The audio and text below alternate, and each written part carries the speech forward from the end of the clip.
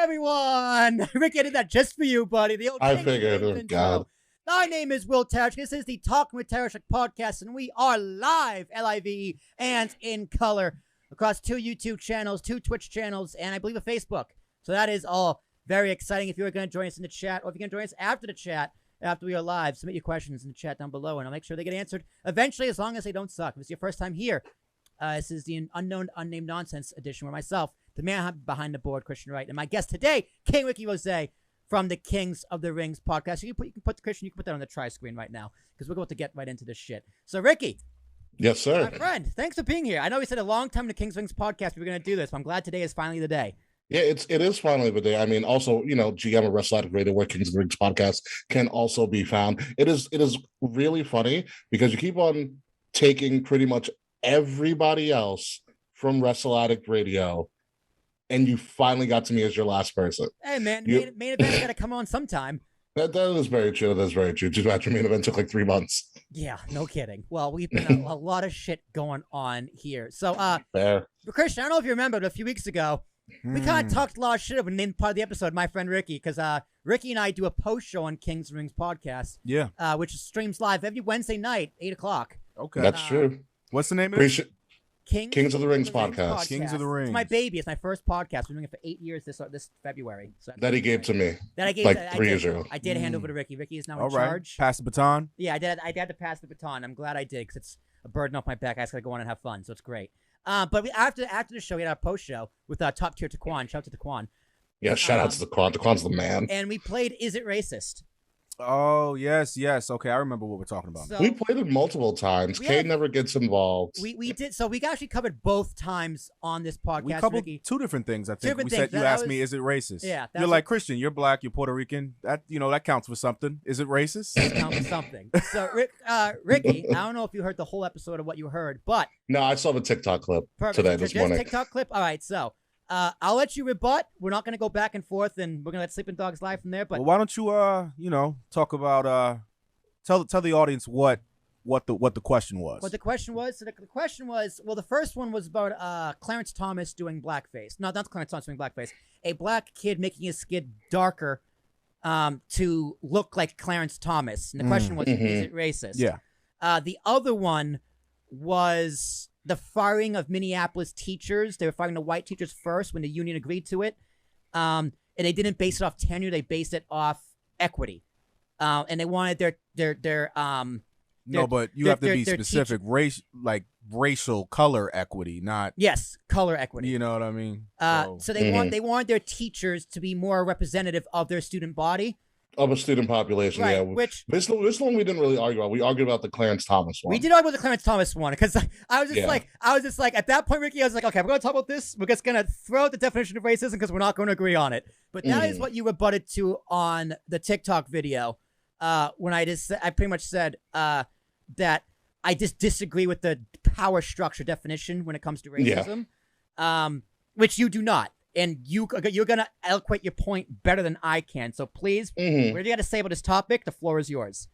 Okay, yeah, thank you. So I know what first started our initial conversation with the Clarence Thomas thing. He said, is racist? And I said, it's not racist. It's more colorist than anything, which I know Christian spoke on on another episode as well, because I also did see that clip as well where you talked about colorism. Highest rated video, by the way. Of course it is. By far. By far, dude. Of course it is.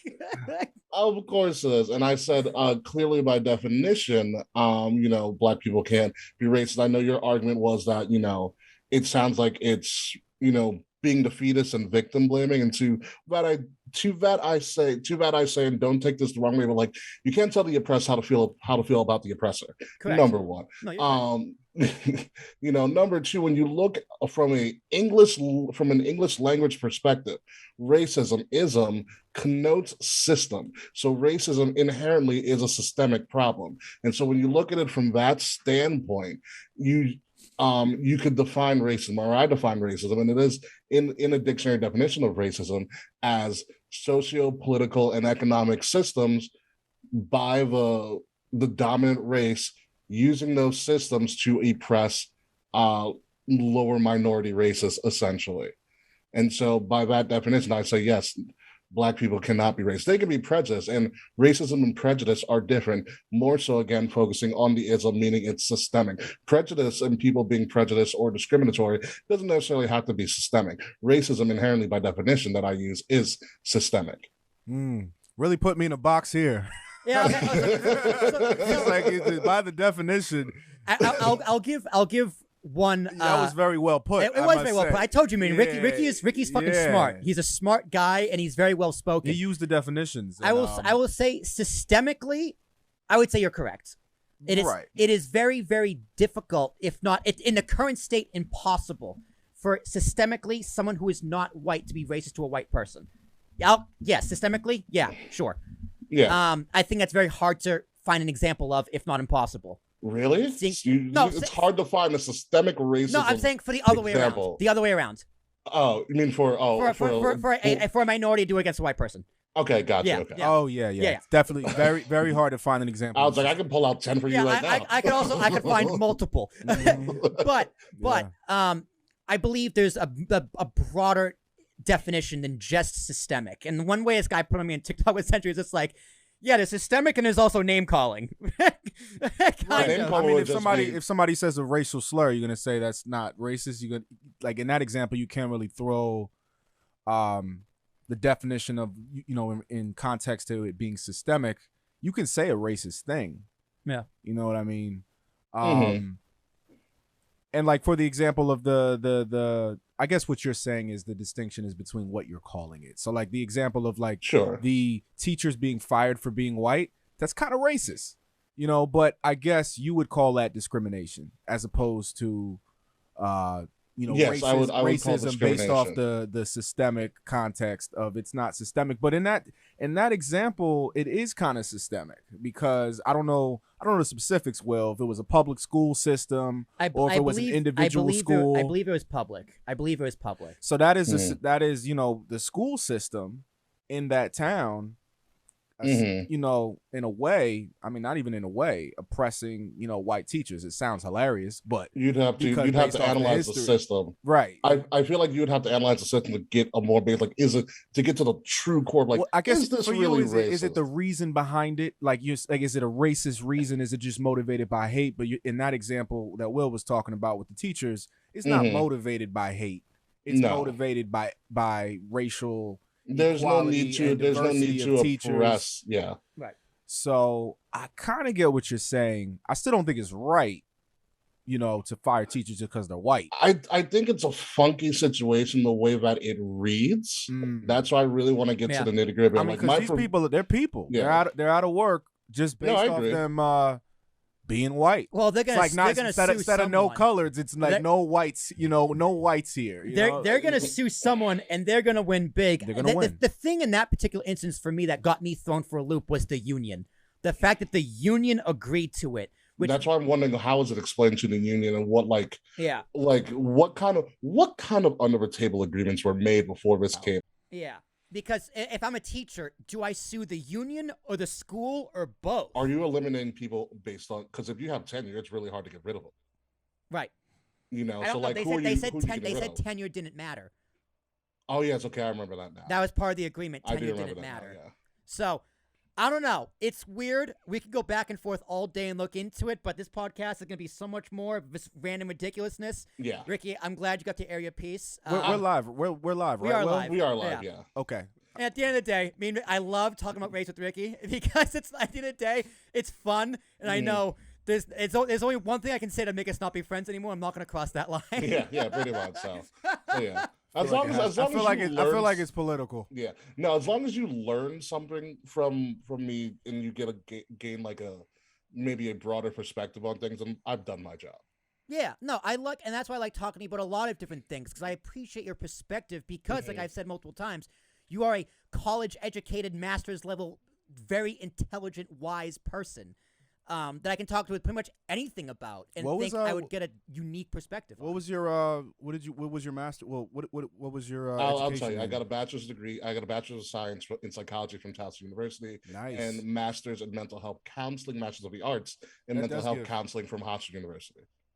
So psychology, right? So that and that can be used in pretty much any conversation. I like people. I was guessing maybe political science. What's up? Are we? Yeah. Oh, yeah, you're back. I thought I heard a dropout.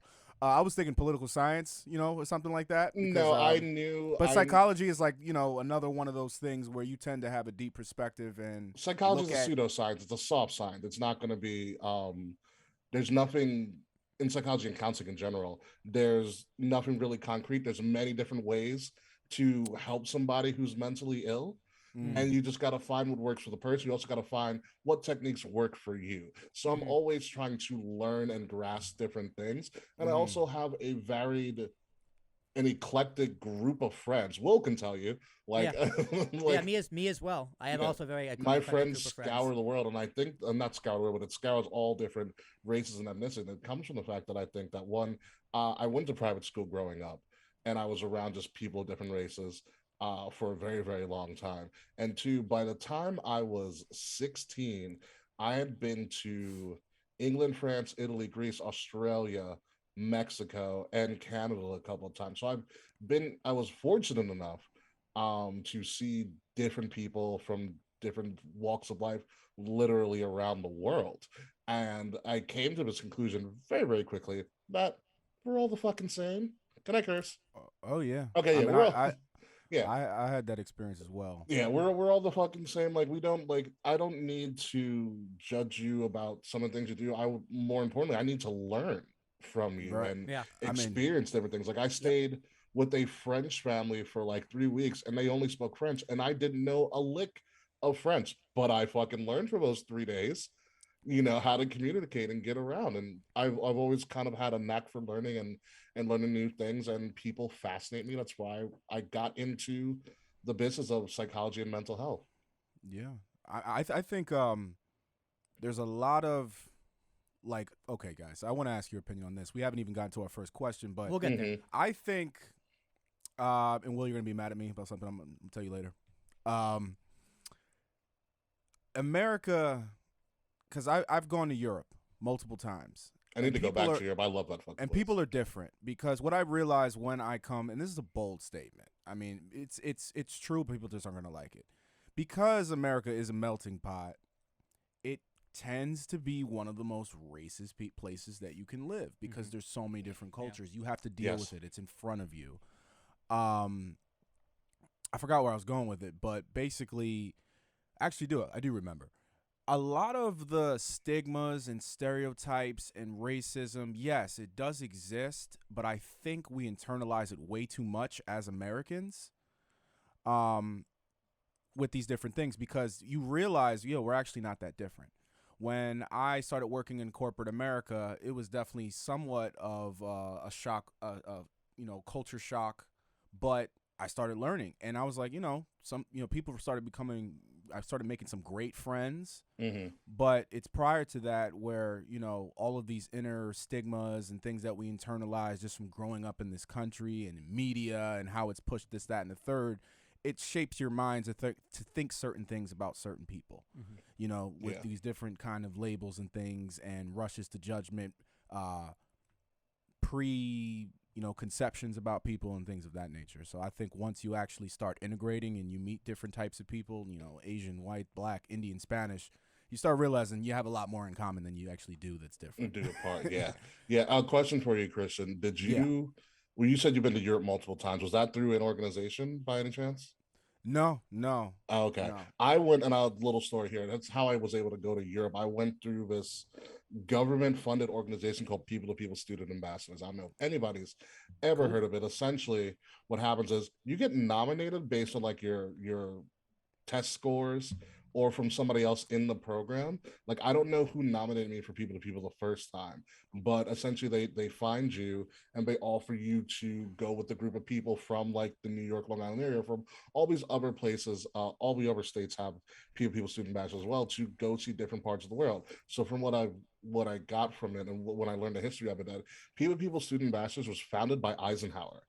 Eisenhower brought together some of the most powerful people, including Walt Disney, of his time together to help fund this program. The idea of the program was that if we can get the youth to travel around the world and get to know each other, we can help further foster world peace among the nations, because you'll realize, like you said, Christian, that we're not really that different from each other. We're all pretty much the same. And so this thing has been going on forever. That's how I was able to go to Europe and Australia. And I had a letter, my mom probably has it, from like a member of parliament recruiting, like, come to Europe, blah, blah, blah. Like, it was pretty dope, and being able to see all those things at such a young age, because once you're 18, you phase out. I think language has a lot to do with it too. That it does, but you can get around language really quickly. Well, I mean, like, just the misconceptions about people. The problem is you're not communicating. I went to Spain, and I see an Arabic guy ethnically and a black woman speaking fluent Spanish having a conversation with each other. Yeah. That's not something you see here. Not, you know what I mean?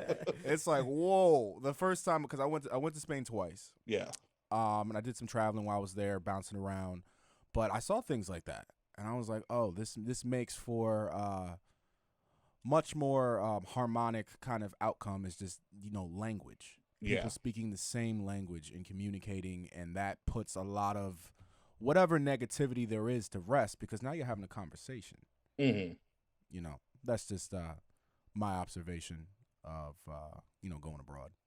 I need to travel more. I've only been to Jamaica. I've only been to Jamaica, and that was for spring break, and I'm not gonna say it doesn't count, but it wasn't the best representation of traveling abroad. You know what I mean? Yeah, you probably said they speak English there. They speak English there. They do speak really good English. A lot of Bob Marley on the on the resort. Outside the resort, like, there was just fuck posters. Bob Marley. There's just posters of Bob Marley everywhere. No, it's just like, it was weird. It's like so typical. On the resort, they're like, oh, Americans just want to hear Bob Marley. It's what they think. Off the resort, that's kind of probably what a lot of Americans think. Yeah, it is. But like off the resort, there was this, like, it was this local whatever. Mm-hmm. I think a lot of Americans actually think, like, Africa is like, bunch of like Bob Marley, like the Lion King. They don't realize there's actually like, there's cities and people. It's not all a giant Serengeti, like. African music is. And the thing is, I listen to some African music. It's fucking awesome. Oh yeah, it's awesome. Yeah, my Spotify playlist. I got a whole playlist full of African music. I'm happy that African music in whatever form is just being now in the most modern contemporary form is Afro beats. Yeah, dude. 10 years ago that it wasn't really being represented, not in mainstream, over here in this hemisphere, it wasn't really represented, but now it is. So I think that's a beautiful thing. I think the world is becoming more globalized to the extent where, like, you hear Bad Bunny, who's not speaking a lick of English, but is fluent in English, can speak it. Hell of a wrestler. He can, but he's on the songs. He's speaking completely Spanish. Artist of the Year on a New York English-speaking hip-hop station, selling out Yankee Stadium. You know what I'm saying? And people are like, "Yo, like, I don't even know what he's saying, but the cadence is crazy and it just feels good." He is on a world tour. He has sold out Yankee Stadium. He sold out Allegiant Stadium. He sold out AT&T Stadium, where the Dallas Cowboys. People talk about Drake, but Bad Bunny is like, he's like Mickey Mouse. Yes. Like, he's he is. Global. It's the hair goes like this, too. It's the hair. It is the hair. He's global. When I say Mickey, because, everybody knows what Mickey Mouse is. Yeah. Bad Bunny is like one of the biggest artists in the world. One of the best marketed artists and ever. Did it fairly quickly. I'd like to pick your brain on that. I did not know that he was marketed so well. It was just happening. I didn't. He's only been around since 2013, 2014 is when he was underground. I only know a lot of his stuff because I do trivia night on like Thursday nights, and one of the trivias, because one of the trivia nights we did was Bad Bunny trivia, so I had to look up a bunch of crap about him. Yeah, there you go. So he's been around for less than a decade. Been popular for maybe 2 years. My friend was on an elevator with him. Didn't know who this is, like right before Bad Bunny shit got real. Became Bad Bunny. He a friend's in a steel pan band. He was opening for another band that was playing, and he was on an elevator with a guy with a funky haircut, because you know how Bad Bunny does. He does the zigzags and all the things. Beat of his own drum. He didn't know who he was. Yes. But shortly after, he was like, "Oh yeah, I was on the elevator with Bad Bunny. Had no clue." So crazy. The more you know. Crazy how things happen. Stardom, right? All right, Chris. Let's ask a question. Let's ask a question. This happens. I'm hoping they'll be just as interesting as our conversation so far, because it's feeling good. Well, that's how this podcast goes. Sometimes you go a half hour without even asking a question. Very true. So But how this podcast works, the first time listening, or if you're in the chat room, we have a giant list of random questions. It's 201 and counting. And we kind of just ask them and see where the conversation goes from there. If we kind of get lost and you go back to center, right back to the questions. If you're in the chat, make sure to ask your questions. If you're listening on the repeat, come join us next week or the week after, and maybe a few weeks after because I'm doing some housekeeping pretty soon. And ask your questions. So, Christian, put that camera on you and ask the first question. All right. I'm going to give my uninformed opinion on this one after I ask because I'm not a huge fan. I mean, I watch them sometimes, so you might have an idea what I'm about to ask. Which is harder, WWE or UFC? The floor, gentlemen. Oof, I saw this on the list too. I wanted to ask this question with either Ricky or Jared here because, so like at first, okay, so Ricky, let's set the parameters for what we're defining as harder. Okay, because that is most important. That's how important. are we defining harder? Because I'm gonna say, uninformed opinion. I'm saying UFC. Most people would. I mean, it's real out there. It's real for WWE too, to an extent, but here's my thing with. Go ahead, Ricky. Here's my thing. I'm gonna say WWE based on this notion alone. It's easy.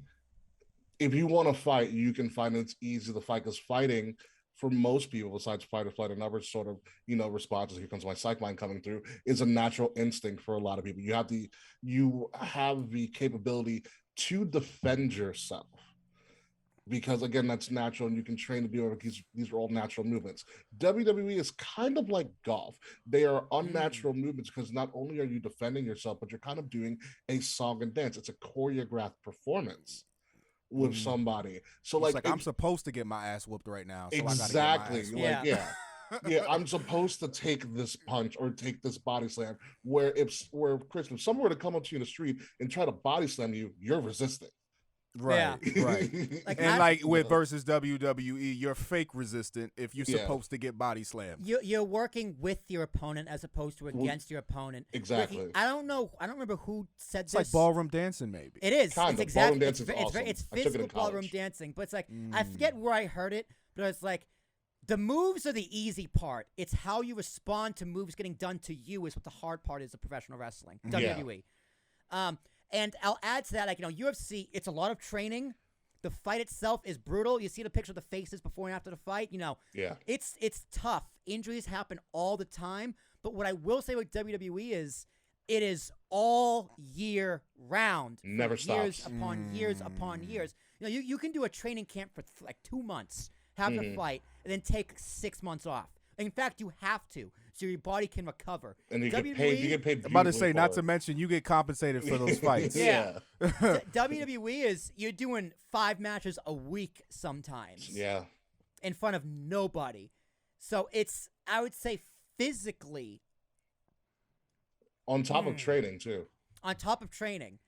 I would say physically, UFC might be harder because it is actually real and people get their brains turned into pudding. You get kicked in the head. Yeah. I mean, like, they get limbs broken. Like also, for UFC, you got to cut weight.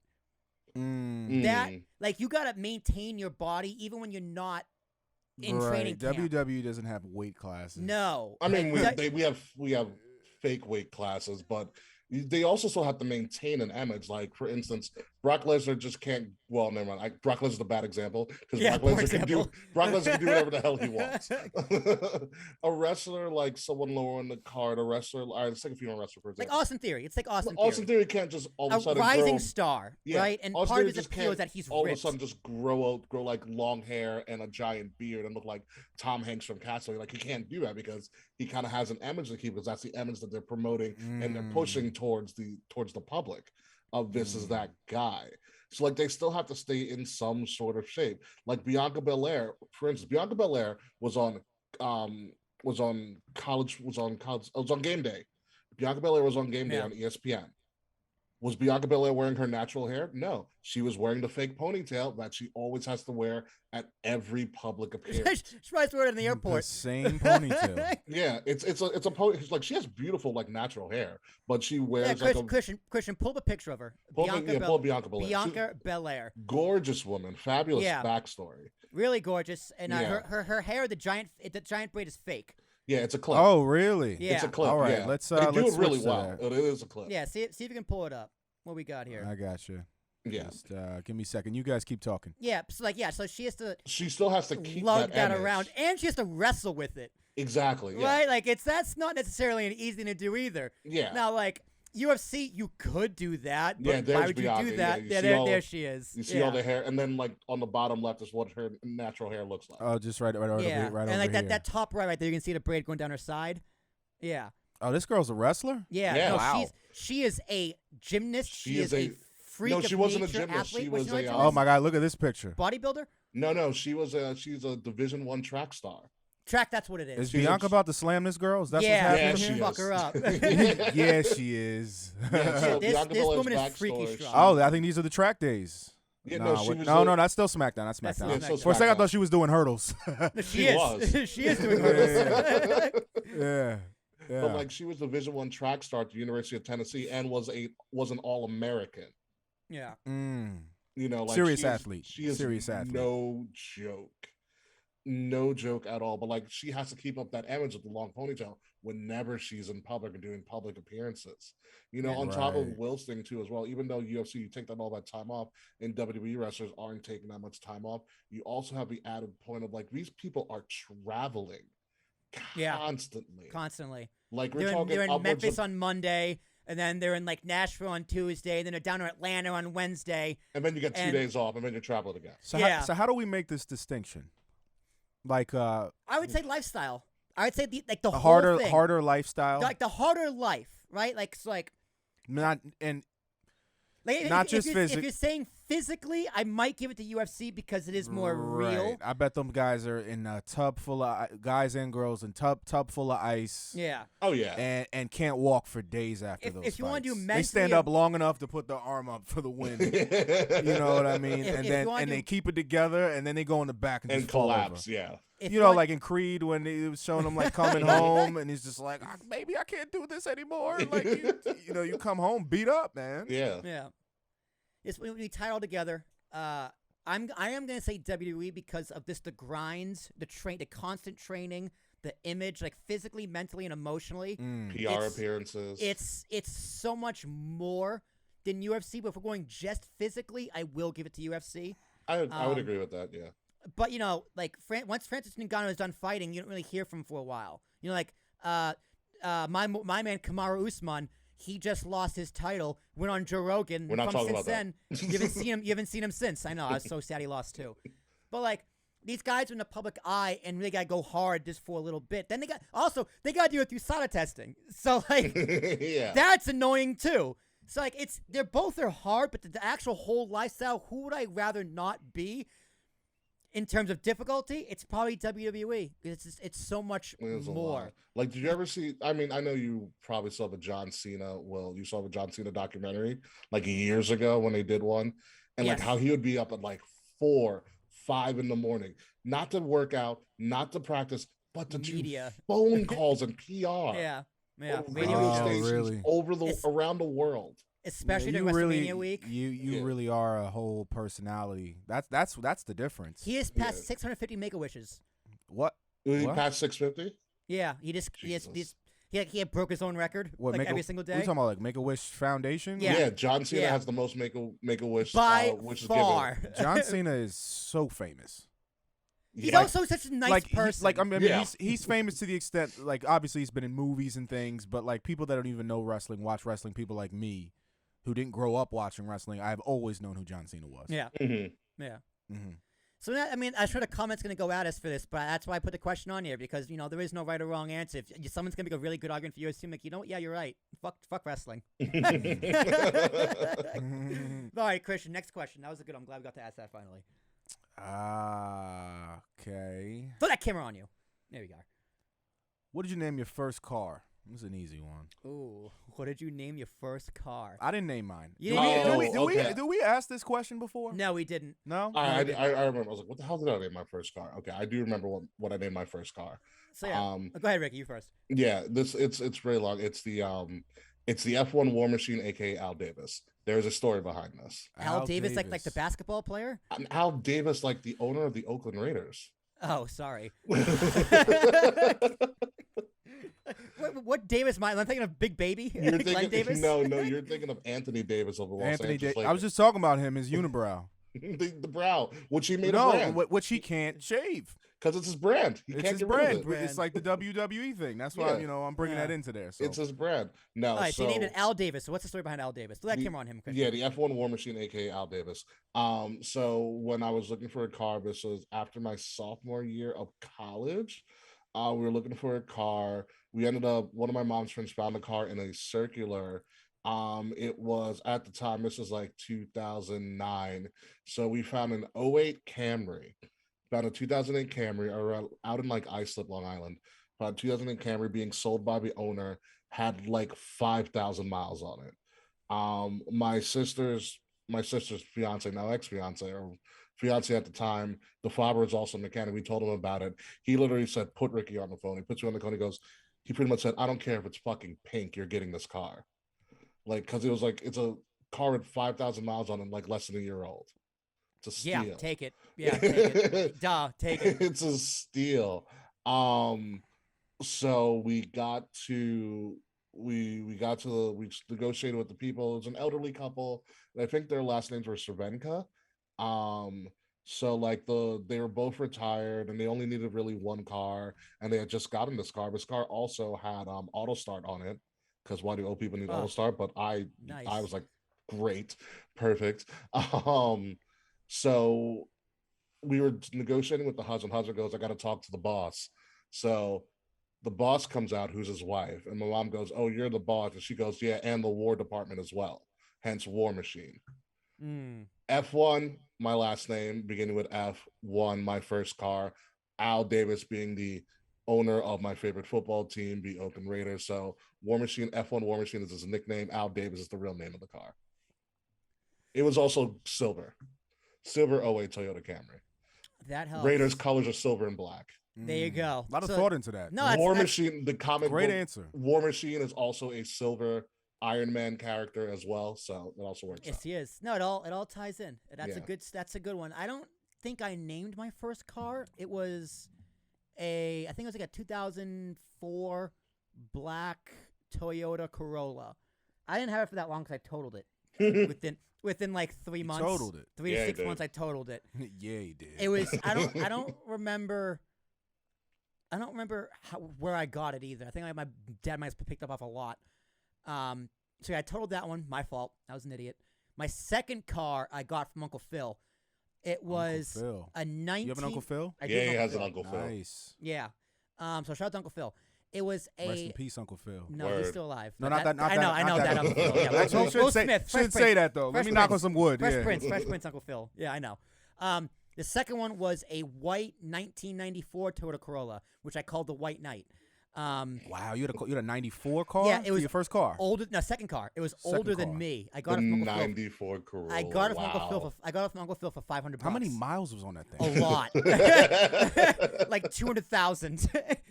Ricky, did you ever drive in that car? I don't know. I had it. Yeah. Because that's when you didn't you hit the deer in that one? I did. Yes. I hit the deer in that one. So what happened with that one? This is a good story. Put that camera on me. So I graduated from Hofstra, and I was always nervous to bring that car back and forth from Hofstra to Massachusetts, where I'm from. Like, I was that guy who wouldn't drive the car over 70 miles per hour. So I'd be in a left lane going 70, and people going pissed at me. Well, what's the minimum speed limit right here? Well, that was a maximum because the car was so old. I didn't want the engine to die out. Well, maximum in New York I know is 55. It probably is 55. Yeah. So yeah, but that's just like guidelines on the actual highway. So especially in New York, but yeah, guidelines. The guidelines. So on the way back after my graduation party, I had work on Monday, my first day of work, like in the real world, and across the border from Massachusetts to Rhode Island, it's like just over the border. A deer comes out of nowhere over, like, not even like in the median. It was just like, like in the median, in the middle of like a patch of grass or whatever. Yeah. There was none of that. It was just a barrier, like a concrete barrier, and like the guardrails. This thing just hops over it, and I'm just like, see at the last second. I don't even slam the brake. I just gotta keep driving. Hit this thing right in the ass. I think I got a picture of it on my phone. I'll put an overlay in the video. Like, it crushes my front tail light, dents the hood. You still had ass fibers when you brought it back to New York. I had hair, like hair from the deer's ass. Hair and blood from the deer's ass embedded in my car. I hope that motherfucker's dead. I hope he died on the spot. Probably. And it just went away in the woods and just went and eat some berries and was Bambi's mom or whatever. So I had been to the shop. Cost me $700, and I had to get my friend Skeeter to drive me to the train station for like the first week of work. I was pissed. So yeah, I called that one the White Knight, and that one lasted a while until my current car now, which was when my grandmother passed, and I remember I took her in the White Knight to go to the mall, and she was like, "Oh, William, this car is awful. This car drives terrible." Because I had the crank windows. It didn't have electric windows. I had crank windows. So she was complaining with the crank windows. And she's like, "When I die, I'm going to give you my car." And I was like, "I'm going to remember that." And guess what? I did. So I called that's my current car. It's parked outside right now. I called that one Georgiana after my grandmother. Yeah. Nice. My current car is Hunter. Hunter? You name all your cars. I mean, I don't. Here's the thing. Like, I'll name my cars, but I won't talk about it in common language. Like, I would oh, let's go to my car. I'm like, oh, let's go to Hunter. She's a beaut, isn't she? Yeah. Hunter's a he, if anything. Yeah. But I don't press the horn and go, "Hey, listen for Georgiana. She's out there somewhere." Exactly. Yeah. No, I'm not gonna do that. If it comes up, I have a story. If it comes up, I will tell you, like, oh, right. I named my car Hunter, and that's only because after like a day or so negotiating, like getting a car is the worst experience in the world. I'd rather go to the DMV. Especially right now. Yeah, I got one. Ooh. I got lucky. I got a crazy car deal story. If I may. I love your car, Ricky. Throw them up there, Chris. Oh, my hybrid, yeah. So here's my car deal story. So the car by the F1 War Machine, aka Al Davis, actually was in a car accident while I was sleeping. Some drunk piece of shit hit my car, totally knocked off the rear bumper. Okay. Right. It was the worst. I didn't even go to work that day. Essentially, and my car almost had like 100,000 miles on it. It was like time to get a new one. End up going to the car dealership, trying to figure out what new car I want. I essentially just get an upgraded version of the car that I previously had, which is a Toyota Camry Hybrid. This is back almost 2 years ago at this point.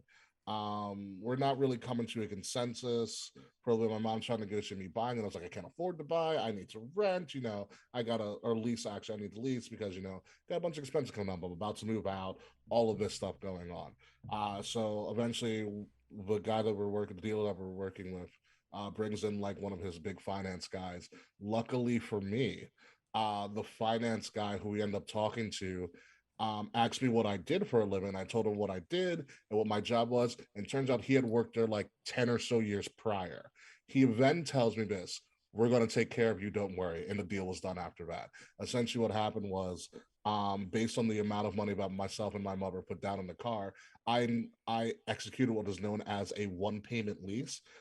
Which pretty much, which I'll explain, pretty much is that the amount of money I put down pretty much covered the lease, where I would have just been paying like less than $5 a month for the life of a lease. So essentially what I did is I based on the money down, I add a little bit extra money on there. I pay for the lease in full at the time that I'm acquiring the car. So I technically am driving a leased car with no lease payments, and I'm only paying for insurance. Nice. How long is it leased for? 3 years, so I have another year. Okay. And the good thing about that also as well is that since I paid everything up front, I know how much money I need to buy the car out up front because I don't have any lease payments. Right. So I know that. And the reason I called it Hunter is because when I finally got the car and I finally got in the car and everything was good, my license plate was on and all that hot shit is done, which took a fucking day to do. I put my cell phone on, put it on Android Auto after I ordered pizza for myself. It's like I'm rewarding myself for this shit. Been there, baby. The first song that came on was it was a song by The Game, the rapper The Game. Oh, shout out to Game. And so I said The Game, Hunter Hearst, Triple H, Hunter Hearst sounds like Triple H is also known as The Game. We're naming the car Hunter. I like that. That's good. Christian, you don't name your cars? My first car had a name, but I didn't name it. A friend of mine was just like, I'm gonna call her Ann. It was a... She's the one who broke my heart. I don't know the story behind it. I need to contact him and find out what that was about. I'm like, because he was one of my best friends. I never knew, like, I don't know if he had some girl that I had never known about, but Ann. He was like, I'm gonna call her Ann. And I was just like, all right, I don't have any names. It was a 2000 Jetta. You know what I mean? Ooh. One of those ones that were real low to the ground. Mm-hmm. I love that car. It's funny because it didn't have power windows. So I had to use that arm muscle. I had this long going joke with one of my friends, and he would think it was hilarious. I would tap like there's actually a window button there, and like try not to move my shoulder while rolling it up. And he thought it was the funniest thing in the world. Because meanwhile, he's driving a BMW. Ouch. You know, so he thought that was pretty funny. Actually, no, there actually was a second car. When my first car, the Jetta, I think it had about 100,000 miles on it when I got it. It was my father bought it for like $1,500 from a junkyard, but my father's a mechanic, so he knew he could just fix it. He knew what he was buying. Yeah, he's like, yeah, put another transmission in it, and then I'll buy it. So he made him put a transmission in it before he took it. So it was really well over the $1,500 that he paid for it. That car eventually the trans went out, so the trans he put in, I guess it wasn't that great. Second car, it was a Jeep Wagoneer. Wow. That my brother, I'm talking wood grain, the wood panels. Oh, like National Lampoons? Like 19... Going to Wally World? Like I know the car. Wow. Uh-huh. Yeah. You had one of those? 1987. I think it had 294,000 miles on it. Oh, man. But this thing was still, and again, that same friend, he really got a kick out of it because it took forever to start. I bet. It would be like, and he's just dying, you know. He's dying whenever I turn the car on. This guy, he had fun with me. But anyway, the same friend who named the car Ann, interesting enough, we were in the subway in New York one time, and there was this girl on the train, like, I don't know. She was like all like hoop earrings and whatever. Like, and she came up to us, started talking to us, and her name was Willinda. And I thought that was hilarious. It is pretty funny. So it's the best I've heard since LaFonda. When I got the Wagoneer temporarily, because it was my brother's car, but he like just dipped. Like my brother's half Bermudian, and he just like he was living in my parents' house. Then he's like, you know what, I'm going back to Bermuda. He left the car, and soon after my car had an issue, so I started driving it. And I had to think of a name, and the first thing that popped in my head was Willinda. So that car became Willinda. Got the Jetta back on the road. Amazing. Had another car. Got the car back on the road. Eventually, it crapped out again a couple years later. And I got another Jetta. And I'm like, damn, I'm locked into Volkswagens forever, man. That's how they get you. Except it was 2014. This one had power windows. You know, power windows. And that's all you know you what really I'm saying? Dude, them crank windows are the fucking worst. I hate them. Man, I grew up with them. But you know what? I did too. But I had that car for years, man. You know how awful it was to get girls in college with a crank window in a car? You just got to leave them open. Yeah. You gotta do the work beforehand, so they don't even need it. Oh, you cold? Crank it. Get those, you know, let me show you my arm muscles. Just close your eyes. Let me see how your hand works. Let me just close your eyes real quick. I'm gonna handle that for you. Yeah, but it was crazy. I've always been in music. You know, I'm in the studio right now. Yeah. But you know, even before it was big studio time, I was heavy in the music. So my sound system was worth more than the car. Yeah. I had a subwoofer in the trunk. I know people who did that. I had a nice radio, and I had roll up windows. You know, you could say roll up the window, and that meant what you were saying. Yeah. Yeah. But just Ann and Willinda, I named the second one. So that's pretty good. Had the following Jetta, didn't name it, and then my car got flooded in Staten Island during that crazy storm last September. Totaled, and I got a Nissan Sentra, but no names on that one. No names. You gotta have a reason for it. If you're gonna name something like anything, it's gotta have meaning behind it. Except a kid, you can name it whatever. You know what? I think I have a natural follow up. Go for it. I don't know how to frame it, but do you? It's mean to name your kid something hilarious just because you find it amusing. And Listen, their entire life like that. People do that. Wait, man. Did you ever listen to a comedian named Ralphie May? Yes. Ralphie May. Is he Spanish? Is he dead? No, he's died. He died. He's dead, right? Okay. Yeah, he predicted his own death in like a comedy show too. He predicted his own death. That was me last week. Well, no, he was like, did he die of natural causes? Well, yeah, he died of a heart attack, natural causes. But he was a heavier set Southern white guy, and he goes, I remember one of his friends goes, "Listen, if I die of a heart attack, no one's gonna be surprised." Look at me. How long after that? Probably a couple years. Ralphie May. Okay. I would say listen to him. He's hysterical. Funny. He is really funny. He is and he's a no nonsense, like everybody's equal. Stop the hate guy. Like he goes on his little rants here and there, but he's really, really funny and so funny to the point where he named his daughter April May. Because his last name's May. Yeah, like a little Northwest situation. That's pretty good. I think it's April June May, I think is the name of his daughter. Well, okay, here's the caveat I'll give. You shouldn't do it, but middle names are fair game. Middle names are fair game. So, like, my cousin Michael, friend of the show, cousin Michael. Yeah. His middle name is Seaver, after Tom Seaver, the pitcher from the Mets. Okay. Right? My middle name is Andrew, off of my great-grandfather on my dad's side. Never met him, but sure.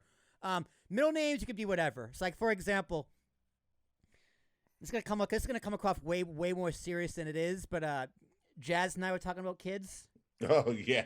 Yeah, I mean, like, you know. Yeah. I feel like you prefacing that made it a little bit more serious. No, because now my mom's gonna come be like, you guys talking about kids? It's like, you know. I saw it on the podcast. Now you're starting. You know, yeah, but like, no, like, that's something we like. You know, just came up a conversation. Like, you know, we're not having kids now. We're not getting married now. But, you know, like, that's the kind of shit that comes up.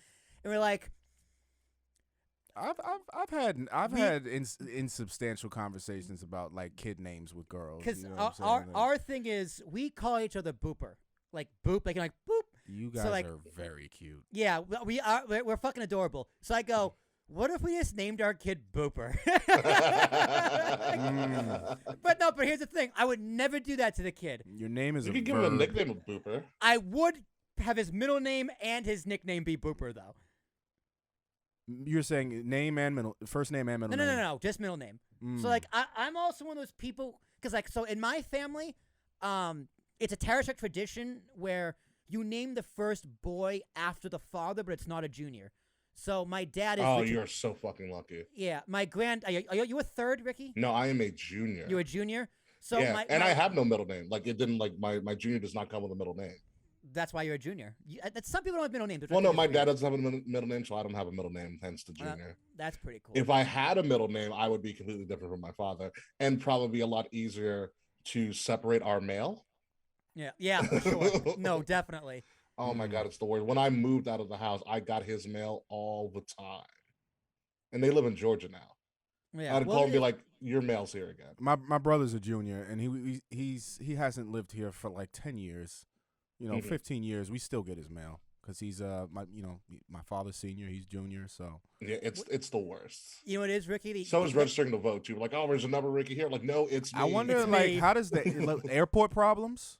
No, not really. No, because that's ID, so it's picture. That's ID. That's the picture ID, yeah. With the mail, Ricky, it's probably, because I'm assuming you have a forwarding address for all mail from your old address? Well, yeah, it's probably expired now because I've been here for over a year. It's over a year. So, yeah, it usually lasts about a year. You can renew it, but it usually lasts for over a year. Yeah. You're probably like, oh, shit, there's one in Georgia and one still in New York. Mm-hmm. Fuck this, let's go to New York.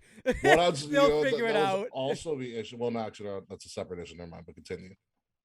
No, that was it. That was a joke. They wanted to just. We're gonna save postage and just keep it in New York and or Georgia where their parents are. But he would get my mail too. Oh, that sucks. And so we'd have to flip. We'd have to send each other mail. Well, that is one thing. Like living in an apartment building, like all my apartment buildings, I always get someone's mail from the person who doesn't live there anymore. Like frequently. I still get that.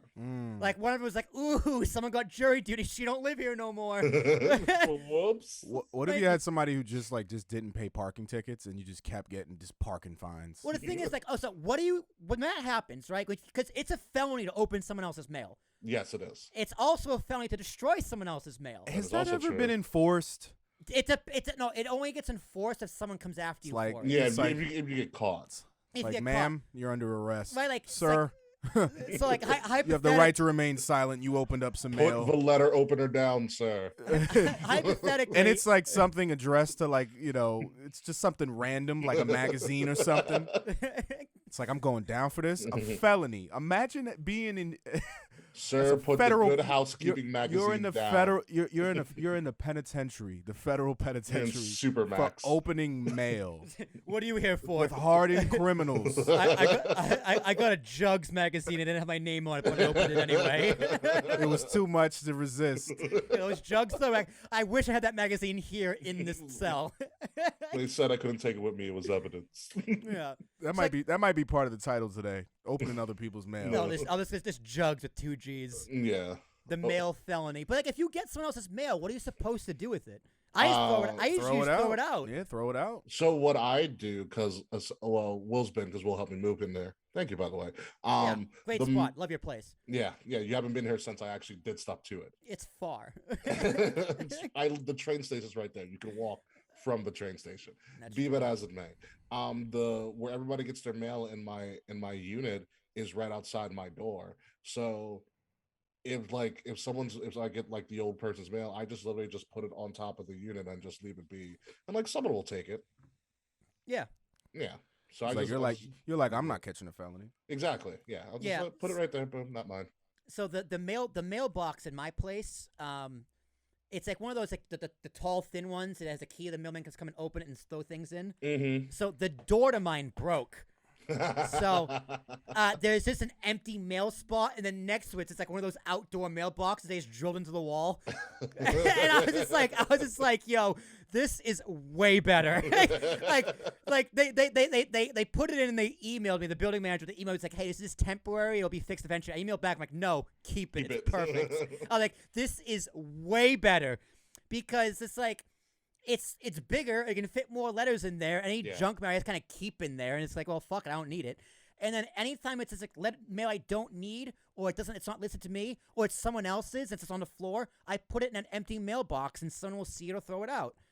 Yeah. So I love it. I think it's great. I just represent 5B in Sharpie on so people know it's mine. Like it's just like an outdoor white mailbox with like a little key and like a little slit in the thing that opens. I got a little key for it. It's crazy. Awesome. It's amazing. It's awesome. It's the best. I love the mail. I hate the mail. It just piles up. I never really had a problem with the mail. Like other than it just hasn't officially become part of my procedure. Like checking the mail. Yeah. Every you get single used to day. it. Yeah. Sometimes I forget. I go for days and I forget sometimes. Exactly. Like, and then you're like, okay, yeah, let's go through this. Garbage. Garbage. Something important. It's like before like spam. It's like spam. It's the original mail. spam, yeah. The original spam. Yeah, it is the original spam. Yeah. I do love spam too, though. It's like fake ham. I was say, are you talking about the food now? It is very high in salt. But Christian, let's ask one more question. All right. What are we going for? What's the vibe? Hilarious, ridiculous, utterly absurd. I'll answer right now. I don't give a fuck. So. Okay. Let's do 2. Okay. Number 1, I'm gonna say both of them. Where do hamsters live before they get to the pet store? Mm-hmm. Number 2, who the fuck thought ring pops were a good idea? I love these. So the hamster one. You want to throw one more? I got one more ridiculous one. Throw another one in there. What is the proper way to clap? I don't even know what that means. Okay. Let's do the clapping one first. Proper way to. All right. So there's many ways to clap. There's right? many ways to clap. There's the. If you cup your hands, the cup. If you you cup clap your like hands, this. you got the suction. Yeah, you got to get the suction. This is the proper way to clap. It's like I would go so flat. You go flat? Yeah, I'm a flat clapper. Yeah. When I was a little kid, I was a flat. To me, clapper. that's very Eddie Murphy. Like patty cake, Hercules. This is like schoolgirl with But like braids. I'm also not clapping like in front of like, oh my god. Or like, yes, I'm fabulous queen, yes, I'm clapping, yes. Like, maybe to the side so I can still see what I'm clapping about. Yeah. if you're cupping, like you want to make sound.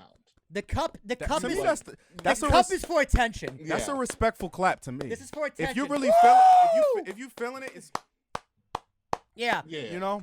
There's some people who do like the do both. And then you do like the golf clap, which I say if you're like, I've never if you want to clap, but you want to be kind of like petty about it. We're doing a lot of with the face, you got to stick your neck out a little bit. It's all about the gentleman's clap. It's all about pace and. Oh, the silent clap. This jazz hands. Well, it's not jazz hands. This is how deaf people clap. That's how deaf people clap. Yes. Yeah. And my mom one hand was a clap. sign language teacher growing up. The one hand clap. I'm a big fan of the one hand clap. Yeah. My mom was a sign language teacher, so I know random things like that. And my father worked in the postal service, so I couldn't hate mail. And there you go. So yeah, the proper way to clap, definitely. I think it's this. I've never clapped with my hands just like. Yeah, it's uncomfortable. It's a lot of work. If anything, I'll do the fingers in the palm. The fingers in the palm. It's not completely like straight. Like I don't want like you're gonna tell you like break a finger. But like I'm not. He wearing rings. I'm not cupped. I'm not cupped like this either. I'm kind of like this. Sometimes so, like this. There's a natural bend to it. This backhand on backhand. I suppose it depends on how if you're sitting, if you're standing. Yeah. If I care about what I'm clapping about. Yeah. Do I care? Like, oh, the present's coming out. Boo!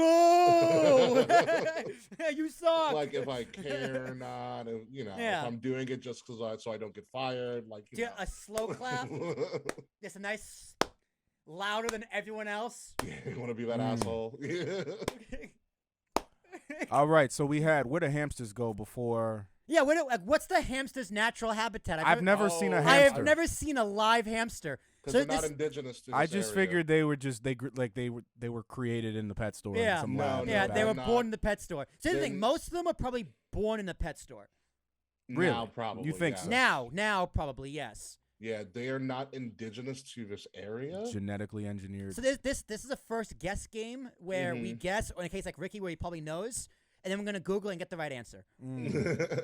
Yeah, I know. I kind of got a little bit of the answer. It's one of those things where like hamsters imported. and also gerbils and people like and species like that were not indigenous to this area. This area being America, and somehow, some way, it was brought over to America. Neither were we. My assumption is Europe. My assumption is also Europe, but like. What? I didn't see any hamsters. What's they brought them like they just be running down, on the crosswalk. Because there were rodents.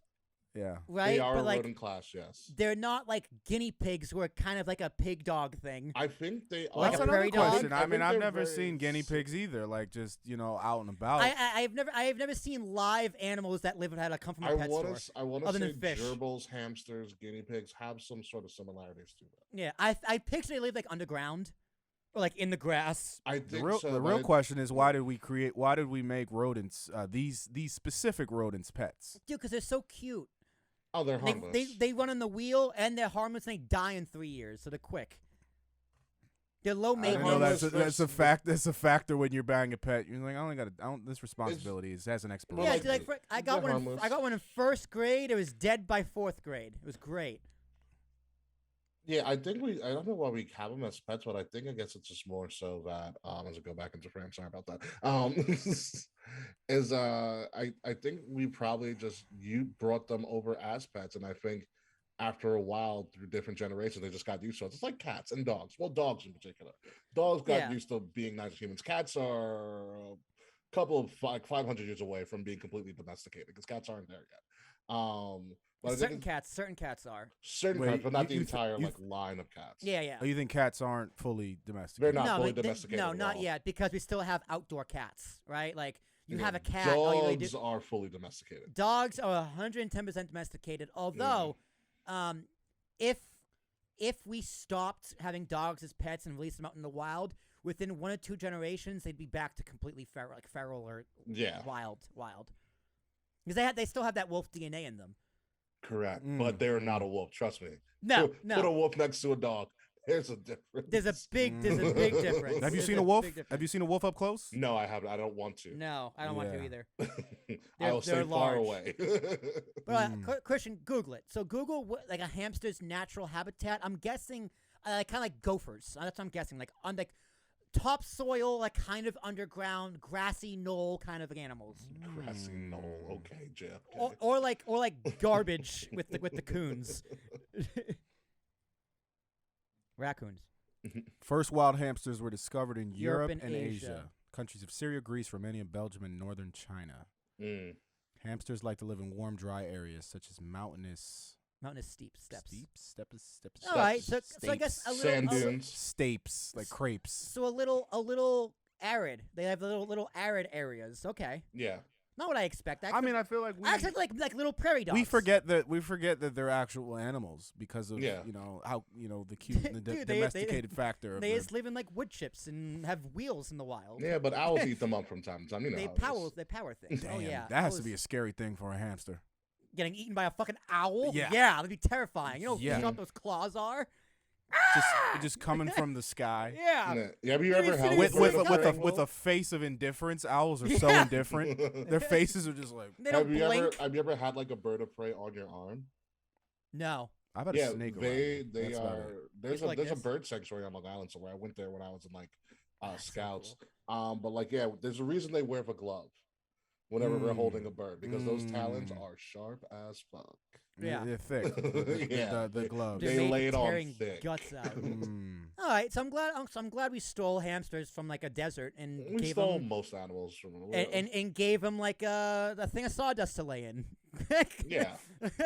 What was that other question, Christian? The third one. Third one. Who the fuck thought ring pops were a good idea? Yeah, who the fuck thought ring pops were a good idea? I didn't. You must have wrote this question. I did. I was mad. Yeah, seriously. This is a giant motherfucker. You know what it was? You know what? Actually, it should have been baby bottle pops because the story behind it was baby bottle pops are great, but we'll go with ring pops. Yeah, who the fuck thought ring pops were a good idea? You're just like sucking on your thumb and just sugar and spit all over your hand. Your hand gets sticky. Well, not your thumb, but no, your finger. Who's putting that ring pop on your thumb? It's like, well, hey, I'm out with the girls. Oh my god, look who's engaged. I mean, they're just the early forms of a Super Bowl ring these days now. I mean, they're delicious. Don't get me wrong, but it's such a pain in the ass to eat. It is weird. That is kind of weird. It is weird because it looks like a pacifier. Like, when's the last time you saw someone eat a ring pop? Not in a long time. I mean, are they still out there? They are still out there. Yeah, they are. They're still in business? I'm going to go to CVS and go buy a ring pop. You're going to have to look for it. Yeah, I'm not going to. I don't think they're as popular as they once were. No, probably not. No. But they're there. They're there. They're pretty delicious, too. Yeah, they are great, but like in the shape of a diamond. They are like the embodiment of flavor. It's just boom, flavor. Like it's so dense with flavor. They're so dense. I don't even know if they'd fit on my finger. My fingers might be too fat. Nah, it'll probably still work. I mean, the ring's gonna be fatter too. I mean, you know what it is? Put it on the. You know why it made it marketable? Because we're still talking about it to this day. That's a nostalgic thing for us. But do you think our kids from this generation coming up are they really like into ring pops like the way we were? Candy that fits on your finger. Like baby bottle pop, ring pops. What else was big? Airheads was big. Airheads are still big. Fruit by the Foot's still big. But Ricky, by the Foot's still big? To your Gushers point, is still big. When was the last time you thought about a ring pop before tonight? Before tonight? Yeah. He's like, we're still talking about it. When was the last time you talked about or thought about or saw a ring pop? Saw a ring pop? I haven't seen a ring pop in a while. Thought about it? Probably further out. Yeah. But I'm just saying the fact that we're still talking about it, but also it's a unique I'm gonna say thing it's a unique thing that's stood the test of time. It's a unique candy, that's for sure. It's unique because, like, whatever candy can you fit on your finger? It's like, but why would you need to fit? But why would you need to hold it on your finger? Like, I mean, you can snort Fun Dip and your tongue turns that color for like a year. That was pretty cool. It's true as well, but like it's one of those. It's just one of those things that just kind of became a pop culture thing. Ring pops, Gushers is a big thing as well. Gushers, dude, Warheads is like Warheads. Yeah, the Warheads. I forgot. I was gonna call them Lemonheads, but they're Warheads. Lemonheads are different. Lemonheads are different. Lemonheads are delicious. Warheads just put up your asshole and you'll be dead. Yeah, you got to boo for Warhead. But my baby bottle pop story. Well, I should have put the question on. The baby bottle pops are even worse because you had like the thing on top of the baby bottle, and then the giant thing of sugar underneath. Yeah, lick the pop, dip it, and shake it, and lick it again. Yeah, I thought you shake it. You could put it upside down. You can shake it. So, the story came up the other day at my cousin's engagement party. I told a story about the baby bottle pop. So I was probably 5-6 years old at my brother's soccer game, and the snack bar was there, obviously. So I got a baby bottle pop because I'm 6 and I want snacks and sugar because that's what I need as a kid. And I'm eating my baby bottle pop, minding my own business. And next thing I know, this fucking bee flies in front of my face and bites me in the eye. Bite you or right there? Bites. How do you get bites. bit in the eye? How do you get bit by a bee who has a stinger? It might have been a bumblebee. Like it just turned its ass against your eye. And No. Take it. No, because that's what a stinger. How did you not get pink eye from this? I don't know. But I was eating a baby bottle pop. I wanted the sugar, and for some reason I thought it was in my fucking eye. So I got bit in the eye by a bee, and I have not had a baby bottle pop since. What did that look like? Yeah, it hurt. Like, what does a bee sting on the eye look like? It was a bite. It was a bite. So there was no stinger that came out of your eye. No stinger. No. It bit my eyelid. Like right above my eyelid. So obviously the thing's flying from my face. I closed my eye and kind of go like this, and it bit me on the eyelid. And yeah, I had to go to the doctor, and they gave me some ice, and that was it. Because I'm thinking that it was like the actual eye, like it. No, like it it stung your iris. Right into the hole, and you can't. Yeah, no, it didn't. No, cause I wasn't like. I was like, "Hey, bee, come at me, bro!" Like, come into that open hole right there. Yeah, no, it bit me in the. I should say, it bit me in the eyelid or the eye, like the eyebrow, around this area of my face, but it was near the eye hole. So you're telling me you have a psychological aversion to baby bottle pops because of a bee? I mean, I don't see them get triggered. I see it get angry. Yeah, it's like it's a getting angry is still a triggering response. It's a core memory. How about that? It's probably one of my earliest if that's memories. your core memory, my God, we have a lot to talk about. One of my core memories. Will had a tough childhood. Punctured eardrums, stung by bees in the eye. Selectively mute. Yeah, you know. I was a selective mute. I had warts. Oh my God, the warts. So a few years later. It's like a miracle. You made it, man. Dude, a few still here. It is a fucking miracle. Started from the bottom, and now. Not only that, I'm successful, which is the craziest thing. Who would have known? But the same place where the bee bit me or stung me, I got a wart on my eyelid.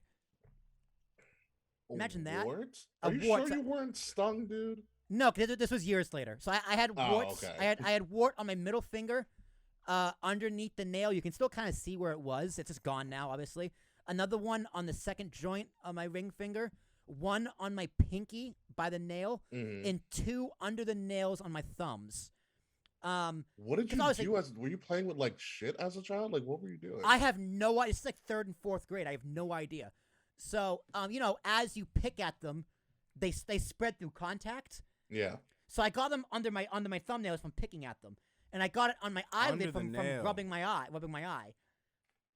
Oh, so yeah. The more you contact with yourself, right? And how old were you? This is probably between 2nd and 5th or 6th grade.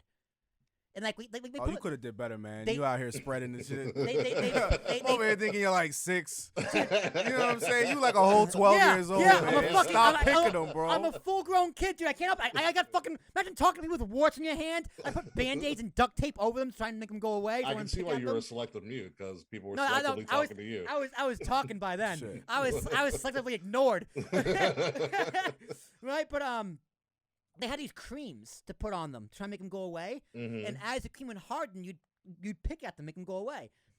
And so it was like trying to freeze it so that it wouldn't move and it would just kind of like fall off. I don't know why they just didn't freeze them. I don't fucking know why. Maybe because it was too close to the nail. Probably. But I had to put the cream on my eyelid for the wart. And I almost went blind because the shit got my eye. Like one day my eye was just blood red. My mom was like, "What the fuck? We're going to the doctor." I feel like your mom like really had a handful with you. I've heard too many stories of injuries. My God, did you put icy hot on your thighs? You know that he punctured his eardrum 3 times in 2 years. In 3 times in 2. How can you still hear? I'll send you the clip. Why are you in audio? Why are you in like an audio platform? Dude, my ears ring all the time. Tinnitus is real. Let me tell you something, brother. All right?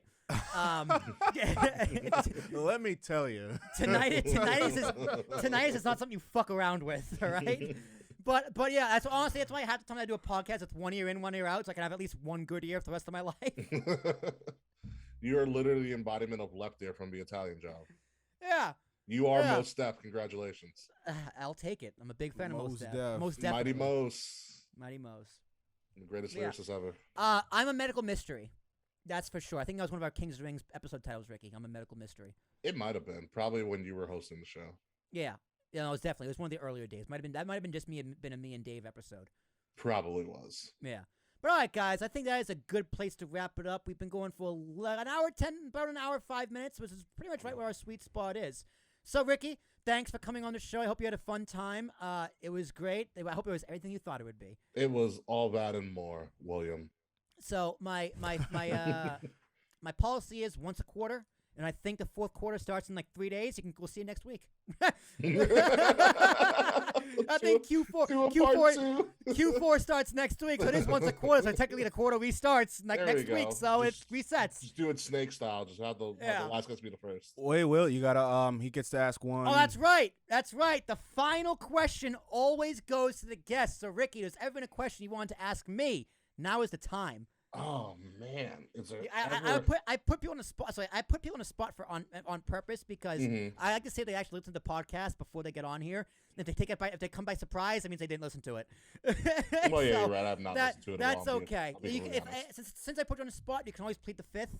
And we'll do it next time. I'm not gonna plead the fifth. It makes it seem like I'm guilty. Think of a question. I think that makes you think of Dave Chappelle's like, I plead the fifth. Yeah, fizz-if. He wrote Thriller.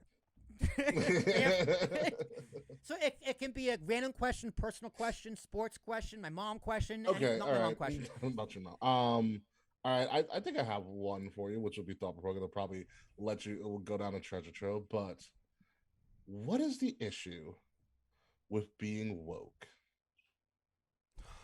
Oh, Bill Burr just did a funny thing on this. Inherently, there isn't one. I think the idea of being woke is being sensitive, right? It's the idea of looking out for others from someone else's perspective, right? The ideas of being woke, the principle is in the right place. The heart is in the right place. The ideas are in the right place. However, where it goes wrong is when it's insanely forced and it gets into crazy town land. Do you think so? Would you agree that there's a possibility that people can be over woke? Absolutely. Okay. Absolutely. It's the same with anything, right? Like you can radicalize anything. People tend to call those people liberals. You know. Yeah. Over woke. I mean extreme liberal, not just regular liberals. Okay. Yeah. Like being woke isn't like being generically woke isn't like bad. The president had a cheeseburger. Like that's too much. Like in certain circumstances, I consider myself woke about certain things, sure. But you can drink too much of your own Kool-Aid, right? You can get diabetes. Exactly. Diabetes. You can try and change the world for good so hard, you end up making it worse. And I think that's where a lot of the woke ideology tends to go. It's just, but those are just very few and far between. And those crazy people have the loudest voice because that's what gets attention on social media. Polarizing things. And that works both ways. Like you could, I don't know what the term is for woke on the far right. Nationalist. Nationalist. We'll go with nationalist. Fascist. Right. I guess that's good. That's good. Right, so let's go with nationalist. Right. You can love there's nothing wrong with loving your country. I think nationalism is a good thing. Just like I think being woke is a good thing. But you can go too far to the point is you're changing history. See, but history's already changed. But saying for the far right and change history. For the far right, for it to be nationalist or fascist, like I get what you're saying, but that's the opposite of sensitivity. That's the opposite of inclusion. So I don't know if that would be the opposite. Because being woke is being sensitive to everybody. I was taking the idea of something that gets taken too far, but is inherently a good thing. Right? It's like what nationalist isn't the exact opposite of woke. That's I would say the Klan is the opposite of woke. Yes. Right? Or like genuine Nazis. Right? That's the opposite of woke. You're saying opposite, not synonymous. But woke is a circle. Right? You can go too far and end up right back where you started. No, you can go so far woke to the point where you're no longer tolerant. You're very intolerant. Because you're criticizing every single possible thing. No, it's just like we only accept you if you believe what I believe, and what you believe is woke and for the sake of the betterment. Like, that can go too far. Yeah. See, here's the thing. I don't think woke is actually a belief. When you look at woke, what does woke mean? I mean, woke also comes from African American vernacular English. Some people call it slang.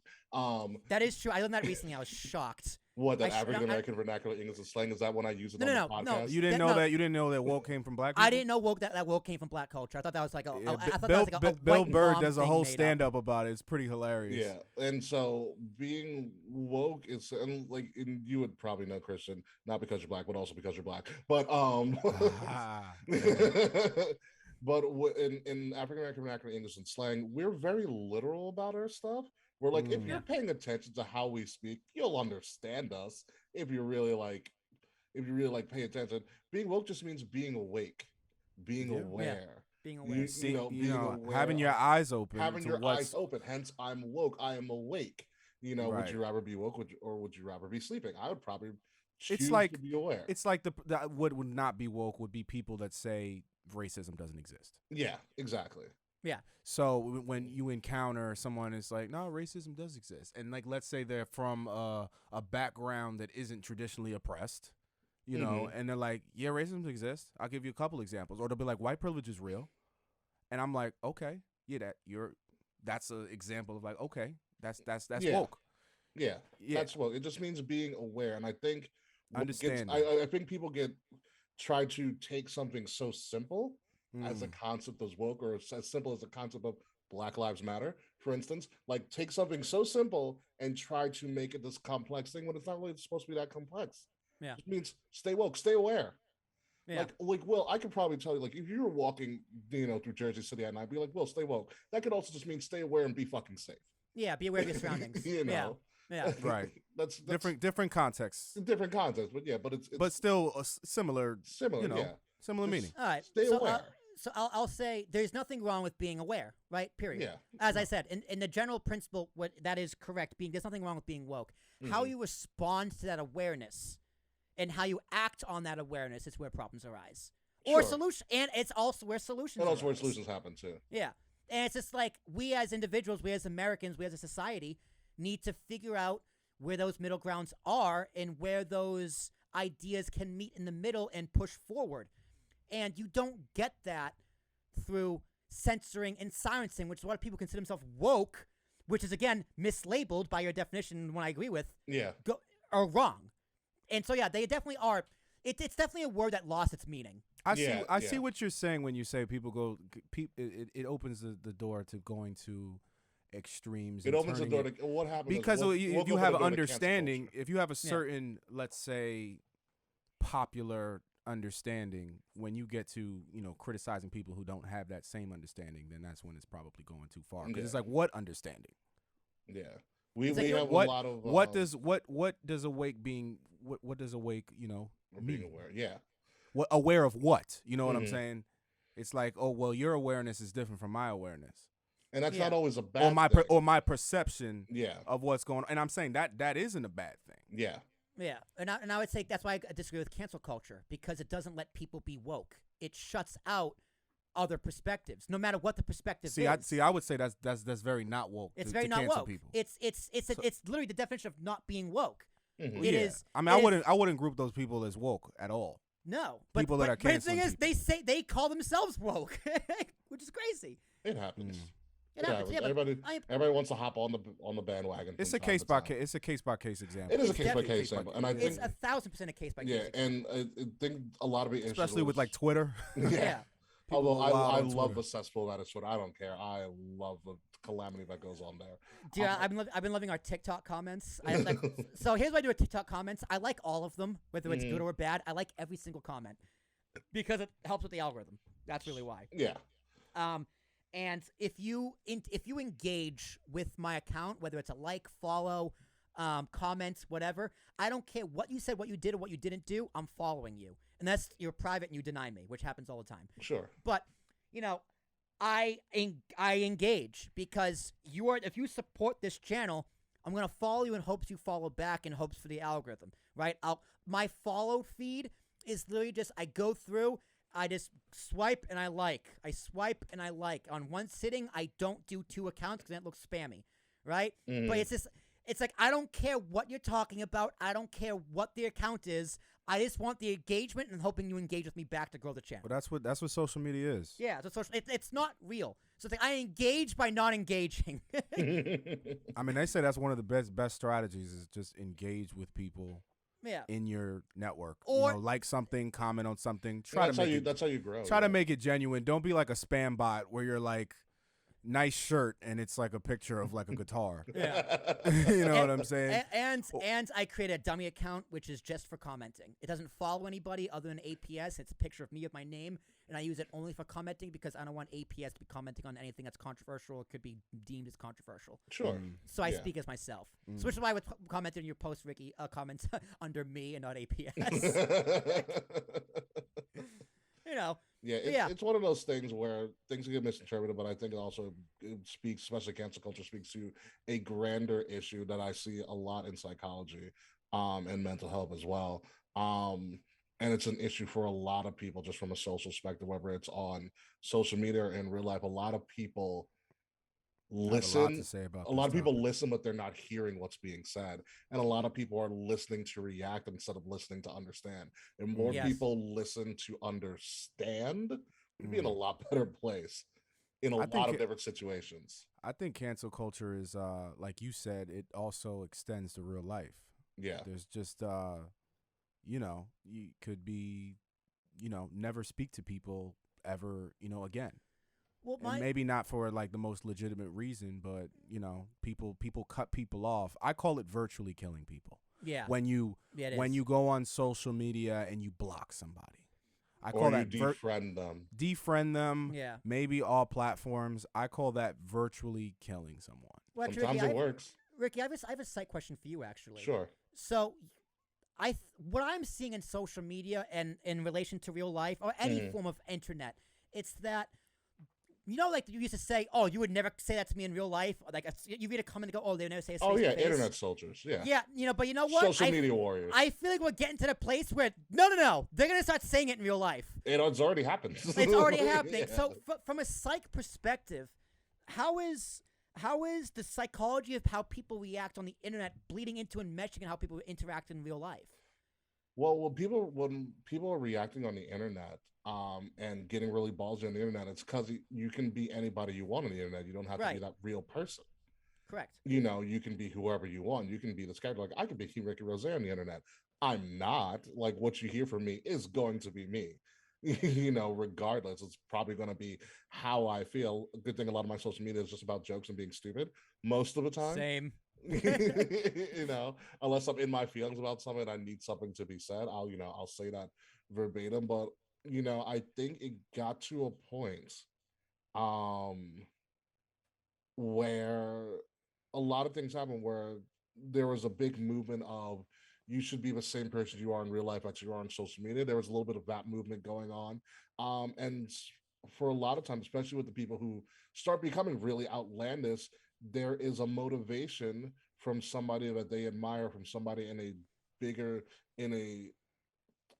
an understood authority figure that says, no, you could be able to say what you want or do whatever the hell you want. Who's going to stop you? It's a free country. As for example, when Trump got into power as president, there appeared to be a giant influx of people essentially, quote unquote, coming out of the woodwork and saying all this wild shit that you'd never heard before. You're like, Grandma, what? Yeah, the assholes had a figure. Yeah, they felt safe. They felt safe to come out. They felt safe. They felt protected. They said the man in charge told us we can say all these things and it'll be okay. So it's gonna be okay. So a lot of the time when people start coming out of the woodwork, it's because some sort of perceived authority figure or someone that they have given power to.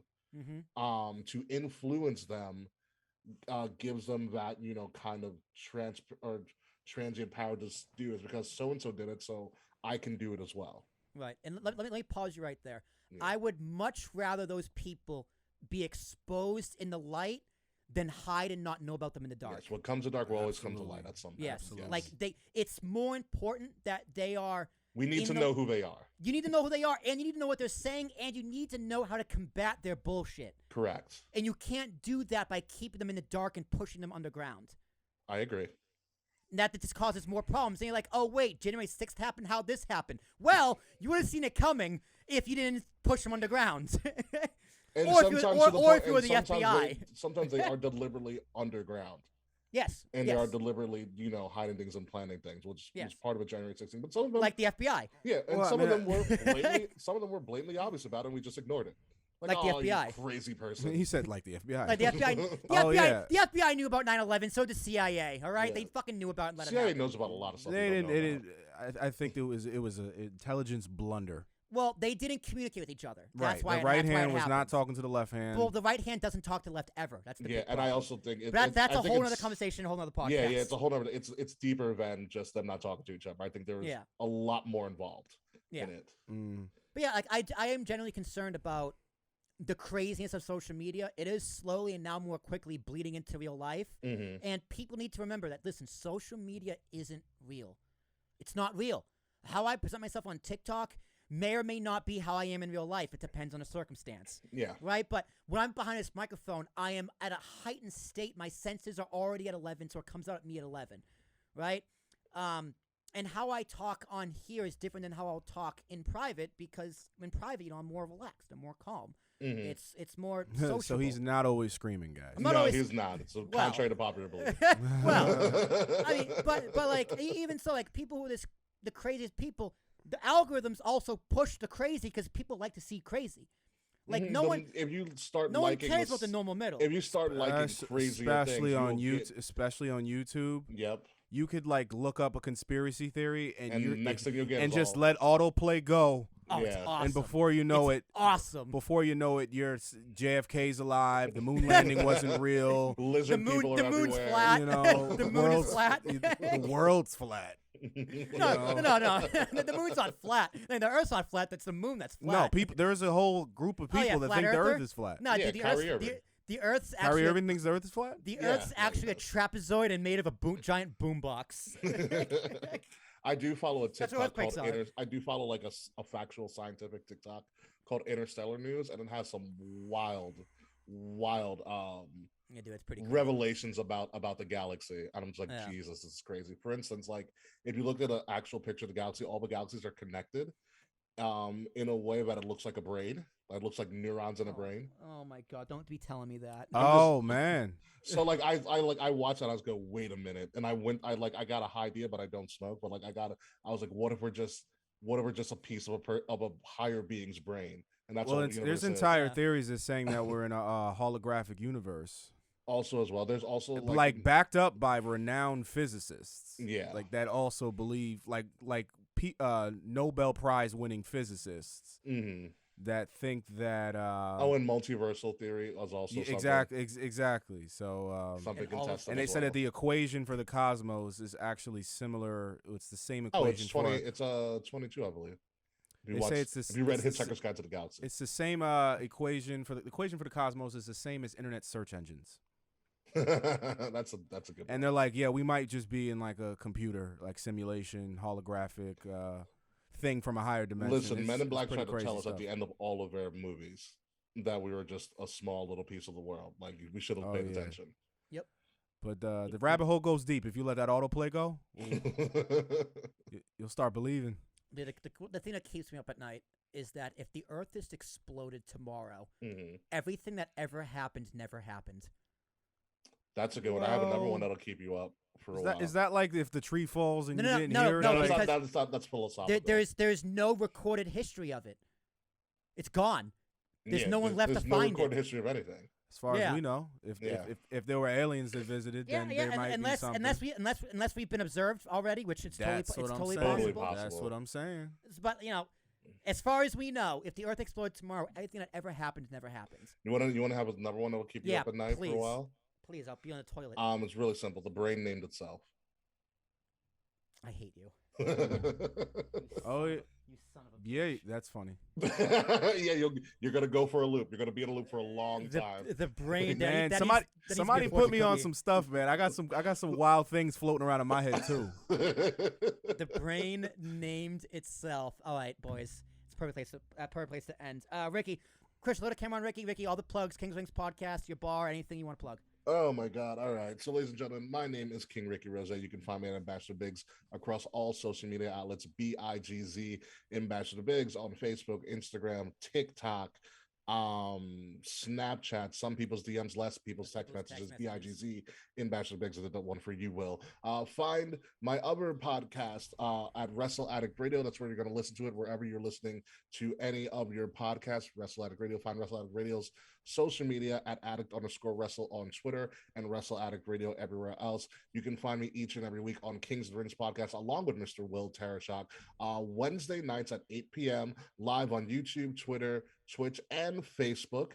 If you want to listen to us, if you don't want to watch us live, the replay will always be up on YouTube and on Twitch. But if you want to listen to us, you can follow us at KOTR_podcast across all social media. We really would like the likes and the follows and all of that fun stuff because we're actually kind of growing on YouTube, which is good. I also, if you go to any of my social media pages, I also have my own personal podcast called Tales of an Epic Nature, as well as my own personal blog as well. It's on a link tree on all of my social media accounts. My personal blog is something that Will took this from. It's called Ambiguous. Thank you for the name, by the way. You're Ambiguous welcome. Tales of an Epic Nature. Yes. So that's pretty much all of my plugs. So yeah, check out my latest TikTok because apparently I look like Keith Lee, ironically enough. Yep. Someone commented like, "Oh, you thought it was Keith Lee for a second." I was like, "God, if I had to die." Like, bro, it is. Fuck Swerve. That's what you should say. I should. All right, Christian, over to you, my friend. Cube Recording Studios. Cube Recording Studios handles the audio, the video. We can do it all. As you can see, we're live on all the platforms. Thanks to Will, live streaming, Twitch, Twitter, Facebook, Instagram, YouTube, all of the things. We're out here. You can catch us every Monday night going live now. It's going to be fun. Unknown Unnamed Nonsense segment on Talking with Tarashuk. Look us up. Back to you, Will.